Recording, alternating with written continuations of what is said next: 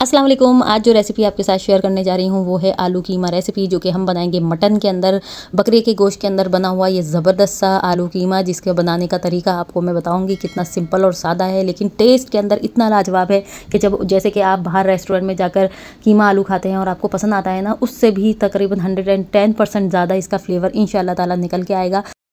Recipe पसंद आए तो उसे लाइक, शेयर एंड सब्सक्राइब कर दीजिएगा और रेसिपी को एंड तक ज़रूर देखा कीजिए, ताकि तमाम जो इसके अंदर प्रोसीजर हैं, स्टेप्स हैं, वो आपको बिल्कुल सही से समझ में आए और रेसिपी आपकी बिल्कुल परफेक्ट बनकर तैयार हो।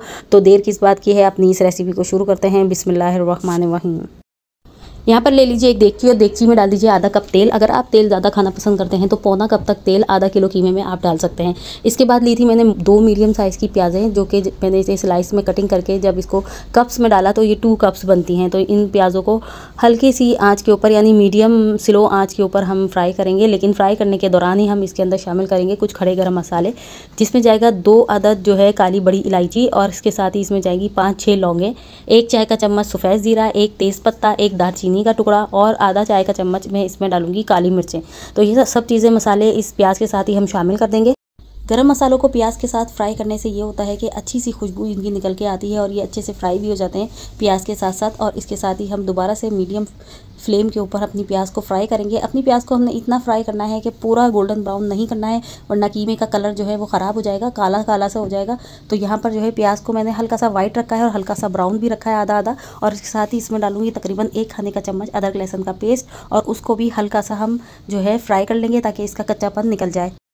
अब इसमें शामिल करूंगी मटन का कीमा। कीमा जो है मेरा थोड़ा सा मोटा है, कुटा हुआ है, बहुत बारीक मशीन का कीमा नहीं है। तो यहाँ पर जो है कीमा जो है हमारा फ्रीज़ हो रहा था, तो ये हल्का हल्का सा डीप रोस्ट हुआ है। तो इसके 2 तरीके हैं कि हम किस तरीके से इसको पूरा मेल्ट करेंगे।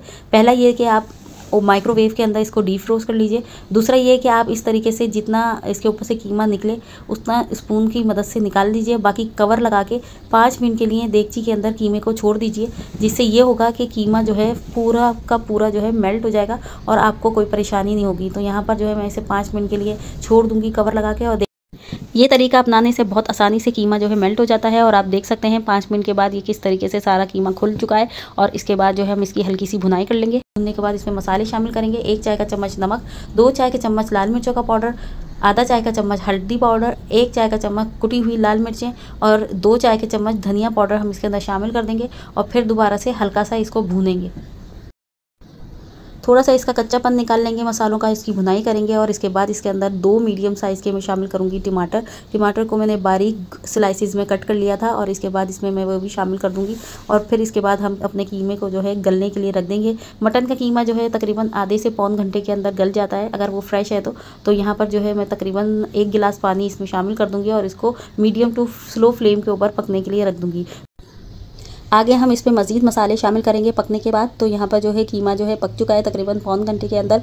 तो इसको मैश करते हुए इस तरीके से जो है हमने इसकी भुनाई करनी है, यानी इसका टमाटर और प्याज और कीमा जो जुड़ सा जाता है अगर, वो भी सब मैश होता चला जाएगा और इसकी भुनाई भी हो जाएगी। तो यहाँ पर जो है जब अच्छी सी भुनाई हो जाएगी तो इसमें शामिल करेंगे 1 चाय का चम्मच कसूरी मेथी, आधा चाय का चम्मच गर्म मसाला पाउडर, 1 चाय का चम्मच जो है सफ़ेद सिरका इसमें शामिल करेंगे। और इसके साथ ही इसमें शामिल करेंगे 2-3 टेबल स्पून दही के।